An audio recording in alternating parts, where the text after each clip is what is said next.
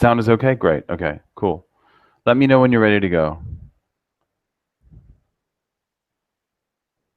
I'm ready to go when you guys are. All right, let's get going. Welcome. Thanks, guys.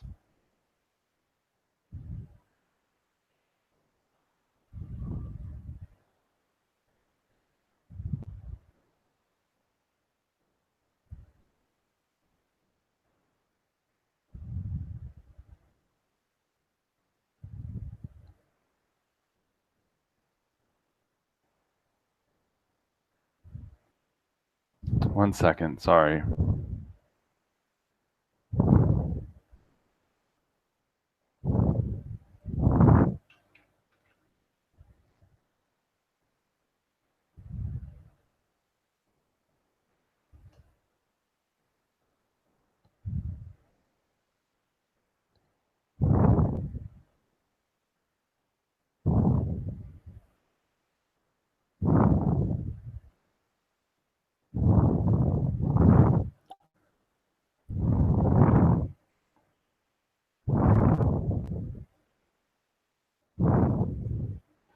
Welcome, guys. It's Walter here, and you're here at the Naked Trading webinar. Great to have you here. If you have any questions, you can just pop them in the chat box, okay, at any time. It really doesn't matter. I'll try and get to them as I can. What we want to talk about today is how 3 ways to make your winners bigger. So what I've noticed, I've actually tested probably a few thousand traders at this stage, or right just under 1,900, with my it's basically a personality test that I do for traders when I work with them, which is kind of the way I operate. I'm a psychologist by training. I used to teach little kids to think about their thinking. And if I would have gone into academia, that's what I probably would have ended up doing, is teaching little kids how to think about their thinking, which as it turns out is pretty close to trading. So it's quite a mind game, isn't it, when you start playing around with these systems and your emotions and things like that. Now, what I found in my testing is that one of the big mistakes traders make, even if they understand what they're potentially getting into with their system, in other words, they understand the risk of ruin, they understand the drawdown, if they can get past that, the next big thing that happens is they often run into this problem where their losing trades are too big, or on the contrary, the other way to look at it is that their winning trades aren't big enough. Okay, so what we're going to do is we're going to talk about, this today. How do you make it so that your winning trades are in fact big enough? What can you do? And there's 3 things that you can do at the very minimum, and we're going to talk about all of those 3 things today. So does that sound good? Everyone cool with that? If that's good, then we're going to do it. We're going to go for it. So that's basically what today's session is all about. It's about making your trades bigger. Now, I have a question for you. If you, let's say that you, and I wrote an article about this, I think it was about 10 years ago now. Yeah, it would have been about 10 years ago that I wrote this article, and I think it was for Trading Markets or whatever. It doesn't matter. The point is, if you go to dinner, and if you're like me, my wife and I, we love going out to nice restaurants, right? And let's say you go to dinner and the food is absolutely abhorrent. You just don't like it. And the people who are serving you are, let's face it, they're just jerks. They're not very nice. They're not very pleasant. So the food's no good. The people are jerks.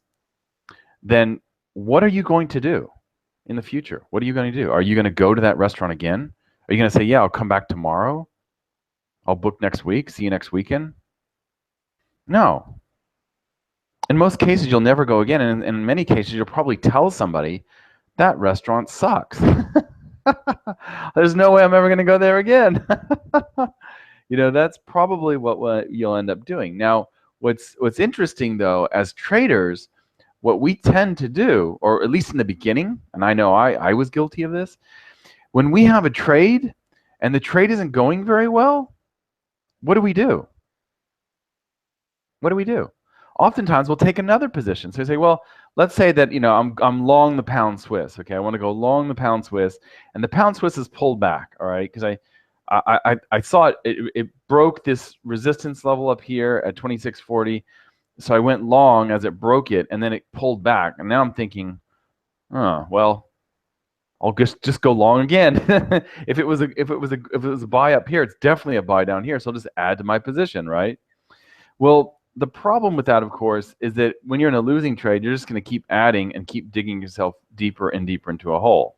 And that's kind of like going to a restaurant, hating the food, disliking the service, and deciding that you're going to go back there again, right? So if you take a trade, the trade stinks, you add to it, right? No. What most traders do is they do that, or at least in the beginning we do that, and we forget that it's so much more profitable and full if you add to a winner. Now, this is contrary to the way we're built. Most of us are built in a way where we don't want to add to a winner, because that maybe it turns into a loser. If we add another position to a trade, it could turn into a loser, and then that way we've made a good trade bad. But the problem is, if you don't capitalize on your winning trades, here's a nice little divergence on our Euro Aussie. I was talking about that today in the private forum. Let me delete this stuff. So here's the thing.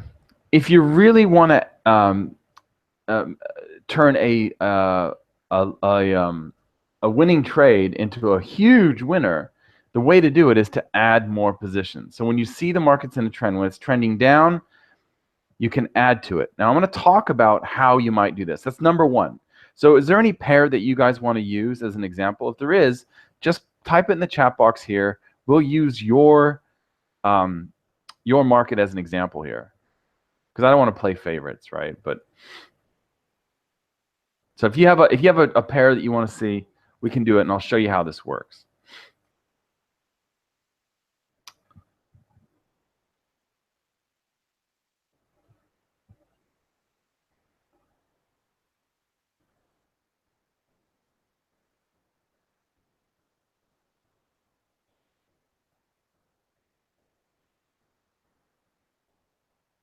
The Euro Yen's probably not a good one. Probably right now, some of the best might be that Kiwi's killing me. Kiwi's come tantalizingly close to my profit target down here. New Zealand CAD. Okay, so let's say that you want to go long the New Zealand CAD. All right. So the question is, and if you don't know, the pink little candles here are bearish down candles, and the sort of dark blue or navy ones they're bullish, right? So as you can see here, it's been going up. All I really need for to add to a position is I need a reason to do so. Okay, so if I'm looking at this chart here, and what I'll do is I'll actually draw some support and resistance levels in here. And I'm going to go to the 4-hour chart just because it makes it easier for me to see these. If you don't use horizontal support and resistance, you may not be used to this, but this is how I see the charts.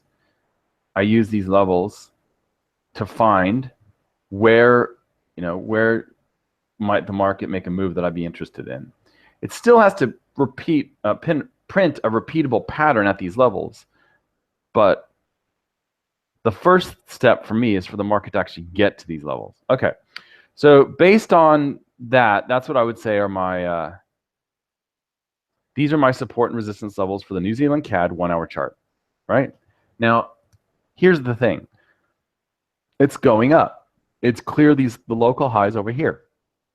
In fact, not only did it clear these local highs over here, but one might argue that it's broken out of this big consolidation box here.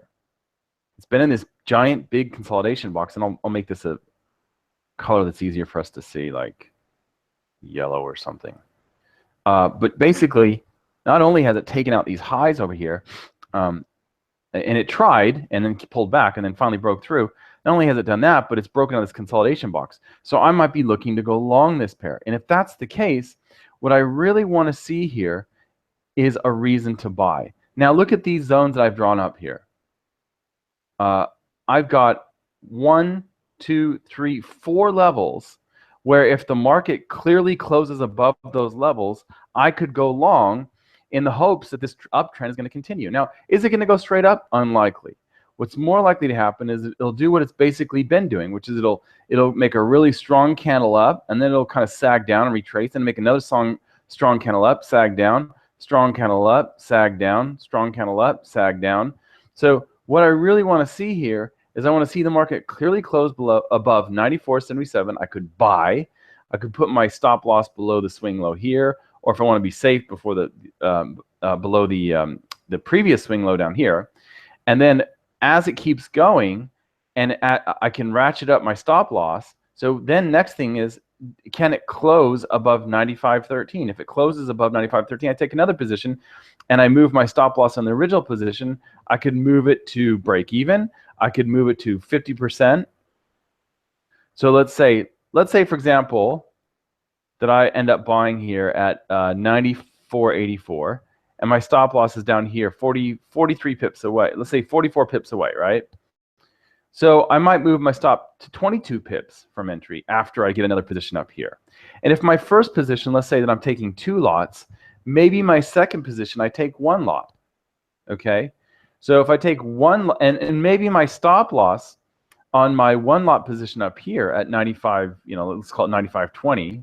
Okay, if I take a 1 lot position up there, I can realistically, I can give it 22 pips of room, right? And it would be just like the original position. In other words, the risk hasn't changed, and yet I have more profit potential. Or I could move to break even here, and I could give this sucker 44 pips of room as a stop loss. And in that case, I've done the same thing, which is basically I've reduced my risk. Because now, instead of having 44 pips times 2 lots of risk, I have 44 pips times 1 lot of risk. So if it comes back down and stops out that position, half of what I originally was risking, and then I can do that again. So then let's say the market gets up here and it closes clearly above 95.33. Closes up here at 95.37, 95.40. I'll take a position there. I can move the stop loss from my original position here to this level, and I can move on the second position that I took up here to 22 pips away from the entry or break even or whatever, and keep ratcheting up. It's not rocket science. You've probably done this or thought of doing this before, but what this will do is a couple of things. And some of you are probably thinking, well, wait a minute, hold on, some things can go wrong here. We're going to get into that in a moment. Later on in the webinar, we're going to get into what might go wrong if you do this and how to kind of hedge against that. But for right now, the important thing to keep in mind is that this is a great way for me, if I had 2 lots on originally, and if this trade goes, let's say that the trade ends up going well and goes all the way to this here, 70 pips. So I make like essentially 140 pips, right? Well, I made 140 pips. That's great. Now, what happens if I get this other position here as well? 140 pips plus 50, and then I get the next position here as well, 140 pips plus 30, and 140 pips plus 50 and 3, that's 80, and it's another 80 pips, and then another 20 pips. So I end up making another 100 pips just by adding to it, and I'm not really adding to the risk. I can set myself up so that if it does retrace against me, the risk hasn't really gone away. Now, you might be saying, well, that sounds all great and everything, but what happens if I had a really good trade, I had 100 pips in my pocket, it retraces and stops me out, and I end up with less than I would have had, right? So I would have had 100 pips, but because I had those extra positions, I ended up with break even or just 20 pips or something like that. Again, we're going to talk about ways around that and how you might address that. But for right now, just know that the reason why this is so uncomfortable for most traders is because it's a great way to increase your winners, to add more to it, to go to the restaurant you like and not the one you don't like. It seems so comfortable and so comforting to add to a losing trade when really what we should be doing is adding to a winner. All right. Now, so that's my number 1 tip, is trying to pyramid into these positions. And if you want, you can adjust your stops so that your risk is reduced or at break even or whatever. And there's lots of different ways to do it, but one of the simplest ways to do it is that your larger position is in the beginning, and then you add smaller positions as you go. And then another way to do it is have your larger position in the beginning, add smaller positions as you go, and then right before you get to your target, you can actually add a really huge position. Okay, so you've got, in other words, you've got a lot to play with. So let's say, for what if your trade goes wrong? Yeah, so we're going to talk about this. I think there's a couple of different ways that it could go wrong here. Let's talk about this. All right. Number one is you could be in a good position that's making pips for you, and you end up getting out at a loser. It ends up being a loser. So you take one position and you move your stop to 50% of where it was. So you were risking 44 pips. Now you're risking 22. You take your other position, which is half the size, and then it comes down and stops out the second position and the first position. So it goes wrong. It's bad, right? It's a bad trade. Again, I'm going to show you no, the risk is not the same as Martingale, actually. So Martingale is based on the gambler's fallacy, which is that there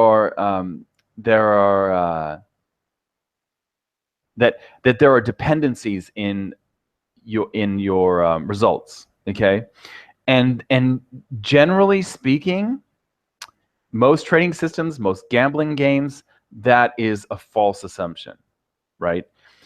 So again, remember what we're saying here with the gambler's fallacy is that because I've had X number of losers in a row, I'm more likely to have a winner, right?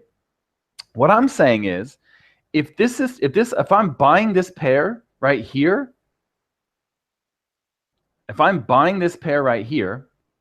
and if this pair is going to end up here later on in the future at some stage, it has to go through all of these lines to get there. That's what I'm saying. I'm saying if I buy here and I exit there, the market must go through here, here, and here, which are opportunities for me to add to my position. Okay? Again, if I have 44 pips of risk on position 1, and I'll write this out so everyone's really clear on this. And I hate to be pedantic, but sometimes it's difficult to get away from this. So if you have 44 pips and you're trading 2 lots, what is that?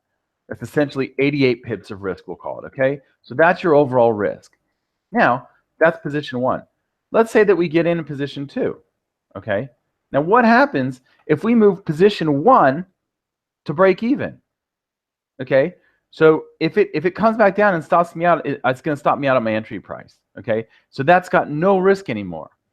Now, what if my second position, instead of being 1 lot with 40 or 2 lots with 44 pips of risk, it's 1 lot with 22 pips of risk, right?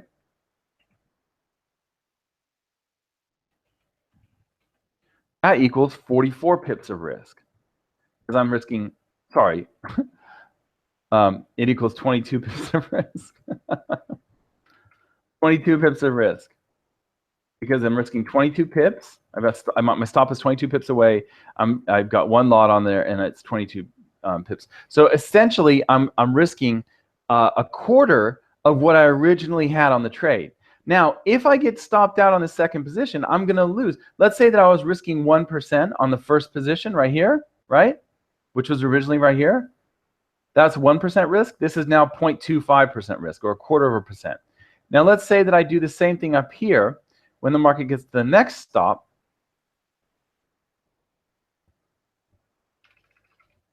I'll take 22 pips of risk times 1 lot. So I'm risking 22 pips. Okay. Now, if I move my stop loss, so that's the second position, which of course is at the next level right here. If I move my stop loss on the original position half, so instead of risking 22 pips, now I'm risking 11. Again, what am I risking here? I'm risking less than half of my original position. Okay, and not only that, but I've locked in some profit from my original position if I've moved the entire stop to 11 pips away from position 2. So you see how this works. What's happening now is I've locked in some profit from the first position, and I've mitigated risk on position 2 because I've reduced that risk in half. So instead of risking a quarter of a percent, I'm risking 1/8 of a percent. But now, remember, I've got this other right here. So I'm risking 0.25% on this third position, right? So I'm risking 0.25%, so plus 125, so what is that, 375 or whatever, plus I've got the profit to go with here. I've got profit already locked in here, which in this case, let's call it, it would have been something like 50 pips, right?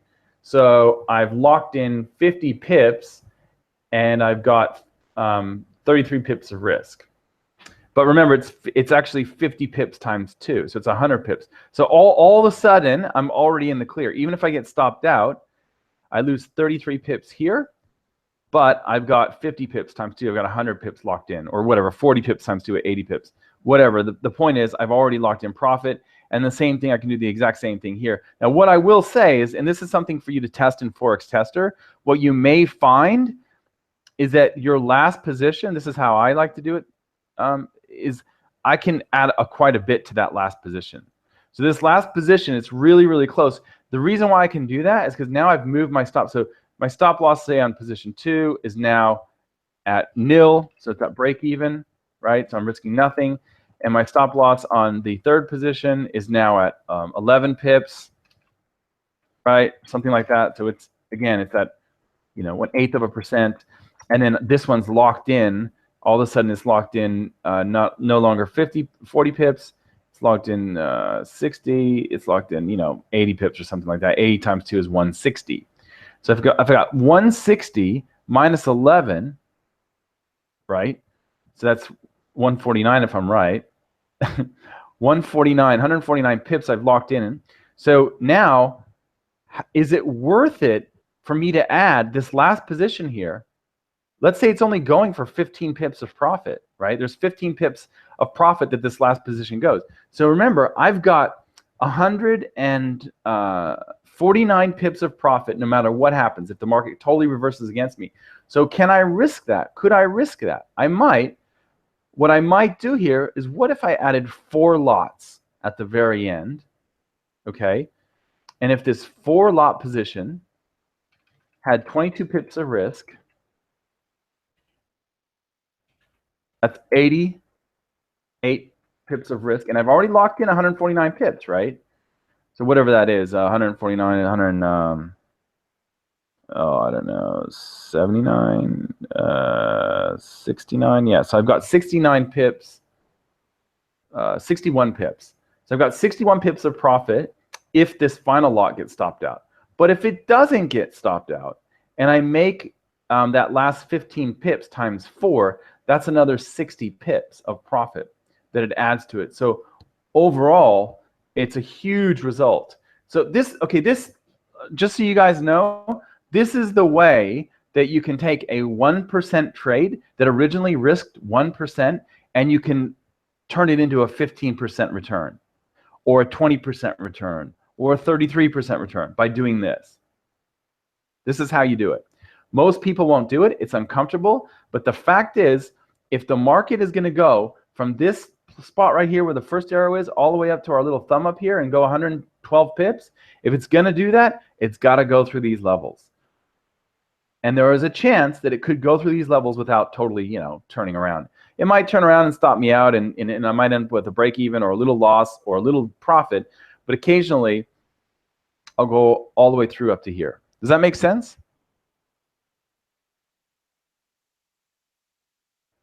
Greetings, Sam. Greetings. Cool. So this is not the same risk as Martingale, and the reason why is because Martingale assumes that there's a dependency between your trades, right? There's a dependency between your trades. So, for example, if you have a system and you've had 7 losers in a row, and by the way, you can check and see what the likelihood of X number of losses in a row. I've got a calculator for you. If you guys want, there's a video that shows you how to use it. You can see what your drawdown might be. Just go to fxjake.com risk/risk, and the calculator will show you all this, okay? You can go through and figure out what kind of drawdown you want to avoid, what kind of likelihood it is that you have a certain type of drawdown, that sort of thing, given your risk parameters and your system parameters. But this is a really good way to find out, how to avoid a drawdown, is to run your numbers essentially.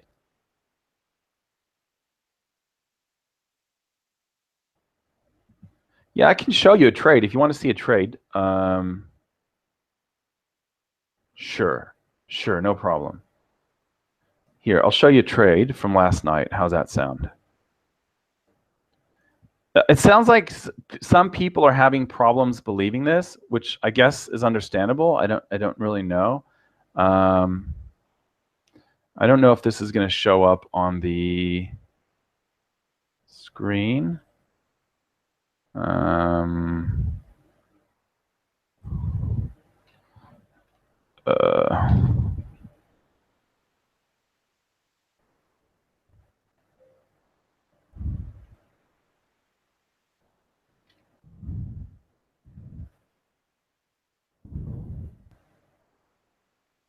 See if I can find it.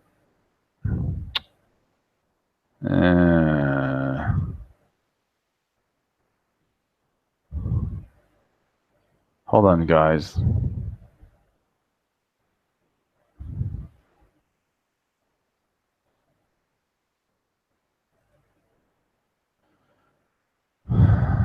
One second. Let me see if I can find this for you, okay?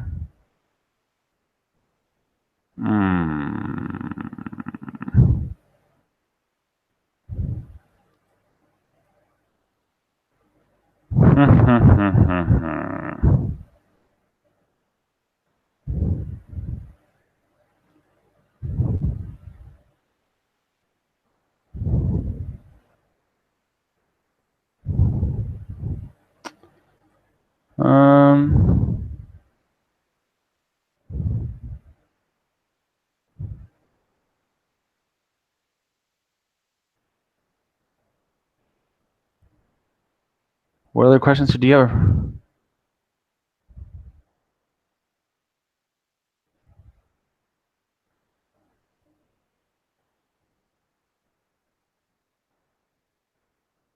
Right. Okay. Yeah. Well, if you don't believe in trading this way, then I'm not assuming that you should. All I'm saying is that the reason why and I'll show you can see where most traders are. I'll show you. This is where most traders are. This is what most traders are doing right now. And I hope that I am sharing the screen. Yeah. There we go. So most traders right now are going long silver. Most traders lose. Most traders right now are shorting the Aussie. Most traders lose. What I like to do is, I have an order to short the Euro Swiss because most traders are going long. I'm on a trade to go long the Aussie because most traders are shorting it. This is how you find out where the money is, right? And in the same way, if most traders here have a problem adding to a winning trade, like I did last night and essentially made 39% on the risk of the trade.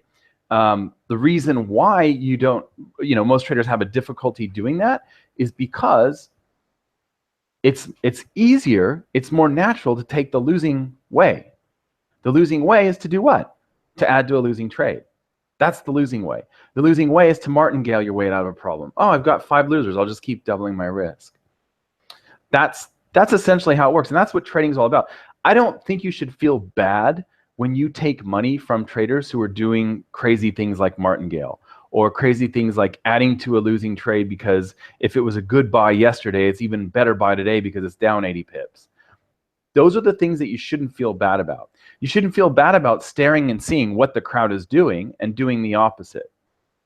If you look at most traders, what they're doing is really difficult for most people to keep doing over a long term. And things like this is one thing that you might do because it's difficult to do over a long term. It's difficult to keep adding to a position, hoping that it keeps moving, knowing that if it stops out, you're going to give some profit back and you're going to lose a little bit. So that's the first thing that I would encourage you to test.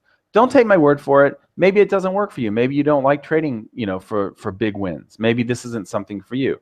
There's another way that you can improve your winners, and that is simply to go with the trend. What is the trend? What's the trend look like? Well, one thing that you might notice when the market starts moving is that it'll often set in a little spot where it rests. Like it'll make like a little box, and you'll know that it's in a box because the candles get really tiny. They'll often alternate up, down, and they don't really go anywhere. And then all of a sudden the market will go strong down for a little while, and then it'll rest again, or maybe go counter trend like it did here. So it'll kind of go against the trend and do a little up move, even though this trend is going down. And then it'll rest again, then it'll make another move down. This is the kind of thing that you will notice when you're in a trend. The easiest thing to see when you're in a trend is this. The candles get wicky. They get up, down, up, down. They don't move much. And here's another one right here.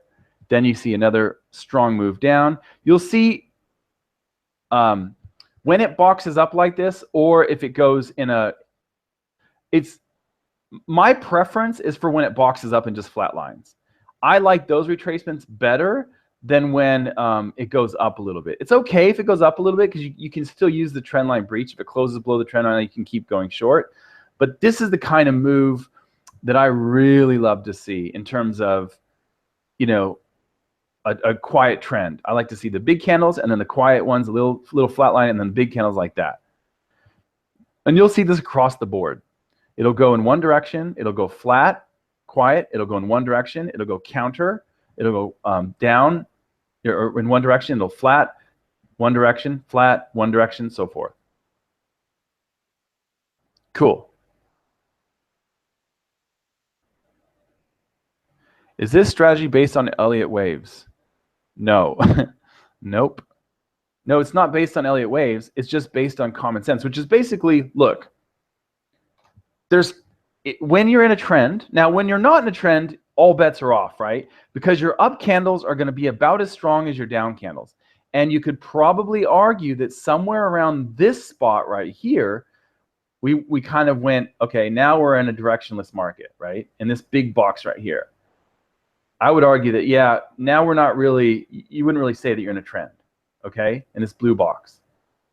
The trend was over there. Because what's happening now is the up moves and the down moves are a little bit more symmetrical. When you're in a trend, you're going to see really strong trend candles that will go much further, much faster than the retracement candles, which won't go very far and won't go very quickly. The retracement candles can go against the trend, as we have in this little green channel, or they can just flatline. My preference is for them to flatline and box up, but they can also go against you. I like low volatility, quiet trends. Those are my favorite. Yeah, well, I talked about the euro yen this morning. I don't know if you saw the video this morning. The best thing this can do to confirm is to break higher now. It didn't go higher during Asia. It went lower, which is great. That's a good sign, but it's got to break now. Between now and say 2 p.m. New York time, it's got to break. And what's a break? The high of the kangaroo tail is at 119.87, so it needs to get to 119.95. 119.95 to confirm, and then we could go long. Yep, absolutely. But until it does that, it's not a confirmed kangaroo tail. It's done everything right. It's gone lower during Asia, which is good. That's really good. It's gone about as low as it did over here. It's all very symmetrical and looking brilliant, but it still has to break higher than the 119.87 high yesterday, because today's high didn't take out yesterday's high. So it needs to go to about 119.95, and then I'll get interested in it. So, all right, so the first thing you can do to make your winners bigger is you can add to your winners. You can make them bigger by adding to them, by adding multiple positions as you get closer and closer to your profit target. I would test that out and make sure that you can make it work. The key here is to manage your risk smartly. Number two, another way to make your winners bigger is to simply trade with the trend. it's kind of like cheating. You know why stock traders, as a rule, stock traders are generally smarter than us, guys, okay? As a rule, Forex traders, not so smart. It's just a fact. They tend to be older, more educated, and they're just smarter guys in general. But there's the number one reason why I think stock traders are even smarter, and that's because they trade in stocks. Okay, in share markets, it's often illegal to short certain companies or at certain times or whatever. In other words, it's a stacked game. The game is to go up. The game isn't to go down. And if you look at things like the S&P 500, you'll see and this is what you'll notice. Go to the S&P and have a look. When you're looking at the S&P, you will often find it's really, really difficult to pick the tops in the market. You know why that is? Because it's always going up. You know, it's always going up. The market is always going up. It's really difficult to pick the top. It's really hard to know, because what happens is people look at it and they go, okay, all right, that's the top. That's it. It's going to roll over. Nope. Okay, that's it. That's it. Nope. Okay, we found the top. It's gonna. Nope. Oh, here it is. It's rolling over, and it's over. Nope. Oh, here it is. It's definitely making a lower high than the high over here. It's over. It's over. Nope, and it's back up again. So what we need to keep in mind here is that these guys are smarter than us, because they're trading a game where it's much easier for stocks to go higher. It's much easier for indices like the S&P 500, which we're looking at right here, to go higher. Now, most of us, depending on where you're at as you're watching this recording, if you're in the US, then bad luck for you. But if you're in other places around the world, you can usually trade CFDs, which means that you can trade indices even on your Forex account. So that's great. And what's great about it is you can use these same trend trading techniques that we've been talking about, right? And you can use them in indices, and you can see, okay, well, where's the trend candles? Well, the trend candles are the ones that go about as far as it takes, 8 counter trend candles to go. So you get these big trend candles, and you get these counter trend moves, and then you get the big trends, and then you get counter trend moves. So all you really have to do is you wait for the market to break out of the counter trend room. Now, I would actually argue that that one is not. This would be a box right there, and we're currently in a box right now on the S&P. So if you wanted to do some trend trading, you would wait for a breakout above the recent high over here to the left, 23.62, 65. Now, the other way to do it is when you get these saggy retracements, you wait for it to breach the trend line, which would have been this candle right here. Let me zoom in so you can see this. That's this candle right here. So this is an example of what a beautiful trend looks like. Beautiful trend, you can often find them in the share markets. Now, the charts are a little bit gappy. They're not as smooth as Forex and all that, which I don't really like. But the fact is that it is a stacked deck against shorting. Now, you'll find these big short moves in the, you see these big stabs lower in the market, but you'll notice that it usually bounces right back up almost immediately in most conditions, and it'll just stab right back up. So those are often the best opportunities in these markets. But right now, you can see this is exactly what we're talking about. A volatile trend candle, then little tiny candles that don't go anywhere, then a volatile trend candle, little tiny candles. So you wait for the market to do what? You wait for it to breach the top of the box or to break out and close above the trend line. All right, and obviously for a downtrend, it's the reverse. I think I've already shown you that. Cool, you guys all cool on that? All right, last thing I want to show you is something that one of my students showed me. He's an amazing trader. He's a really good trader, and this is something that people will probably argue just like adding to a winning trade, but I want to share this with you. Okay, what you might do when you have a trade, let's say that we're going, let's say that you're going, let's say, what's a good, well, I guess the S&P is probably a good one. Okay, so here's what we could say. Let's say that we're going long the S&P. When it breaks and above, it trades above 23.6620. Okay, so I've got my line here. I got my line in the sand. As soon as the market gets up there, let's say 23.6577, it breaks above there, I'm going long, right? Now the question is, how do I get out of the trade? What do I do? Well, what my friend taught me, which is pretty cool, is you can do a couple of things. Let's say you're risking 2% per trade, right? That's what your risk parameters are. You've worked out your risk of ruin, and you know what kind of drawdown you're trying to avoid with your system parameters. You know what your average winner is, your average loser, and your win rate. So you can work all that out. You can avoid the drawdown. Let's say you're trying to avoid a 25% drawdown. So you've worked it out that you can risk 2% per trade, okay? Now what ends up happening here is you can split it up into 0.5%. And the first 0.5%, you might have a simple 1-to-1 reward to risk ratio, okay? So that would just be a 1-to-1 target. So if you're risking, $3 on the trade, your reward is $3, okay? So that would be the first half a percentage. So in other words, instead of just taking one position that has 2% risk, you split it up into 4 positions, okay? The next 0.5% risk, you go with something a little bit more aggressive, okay? And in this one, you go with a 2-to-1 target. So these are hard targets. They're put in the platform, whatever your platform is, and you just go for it, right?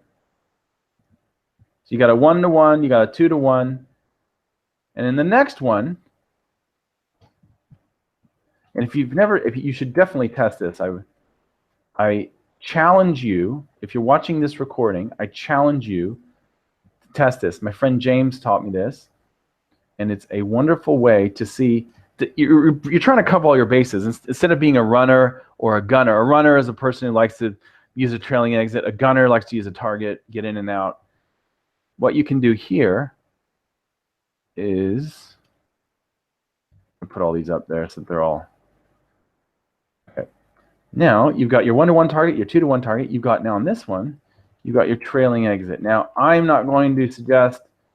Well, I like the 3-bar exit, but you can use whatever you want. And then finally, you use your pyramid. So I like the risk-free pyramid, which is what we were talking about earlier at the beginning of this session. So, because you never know if that one's going to hit, and they don't always hit. But does everyone understand why that would make sense? So if I had a 2% trade, 2% risk, and I just did a 1-to-1 on my 2%, I might get really upset if I saw it take off and go, 5-to-1. Whereas at that trailing exit, if I had a trailing exit, I would have captured that. And one of the problems that we have as traders is we're always trading the last trade. We're always saying, oh, wait, hang on, hold on a second. Well, last trade, if I used a trailing exit, I would have made a lot of money instead of a target. So next trade, I'm going to use a trailing exit. And what happens? You use a trailing exit and you give back, a third of your profit. And if you would have used a target, you would have made more money. So the beauty of this is in a way, you're almost always right. Obviously, you can get stopped out. You can lose all of it. But that's the same with any trade that you're risking 2%. But if it's a winner, the lowest bar for it to hit is the 1-to-1. That's the easiest one. And if it goes a little bit further, it'll hit 2-to-1. That's really great. Now, sometimes your trailing exit will win and beat the 2-to-1, but oftentimes a 2-to-1 might beat your trailing exit. Sometimes your 1-to-1 is going to hit, your 2-to-1 is going to get hit. Your trailing exit makes really good money, better than the 2-to-1, but it didn't go fast enough or far enough to cash you out with your risk-free pyramid, right? So you're happy because maybe your trailing exit made 3-to-1, this one made 2-to-1, that one made 1-to-1. So all up, you made 3 to 6. So an average 6 to it's average of 2-to-1 basically, right? On that one. But if you hit your risk-free pyramid, you could be risking 0.5% and you make 7.5%, right? If that one hits. So this is something that I would encourage you to test. It's painful, yes, but it makes a lot of sense because you never know if the trailing exit is going to be happy with this trade, or the targets are going to be happy, or if you're really going to see some acceleration, in which case, you know, if it accelerates to your target, the risk-free pyramid might work out as well. Are there any questions about that? Does that make sense? So those are the three ways that I would encourage you to use. Three things to test. One is test the pyramid strategy. Two is to test trading just trends and waiting for those simple naked trends like this to appear. Three is to split your positions up like this so that you have multiple different ways of cashing out. A 1-to-1, a 2-to-1, a trailing exit, and a risk-free pyramid. Are there any other questions about any of the charts or anything like that? I know we're almost out of time, guys. Yeah, we're definitely winding down. All right, cool. Well, I thank you for your time. I really appreciate it. I hope you guys have a wonderful trading week, and we shall see you soon. Thanks, guys, for your time. I really appreciate it, and we'll see you next time. Take care. Thanks, guys. Bye. See ya. Bye.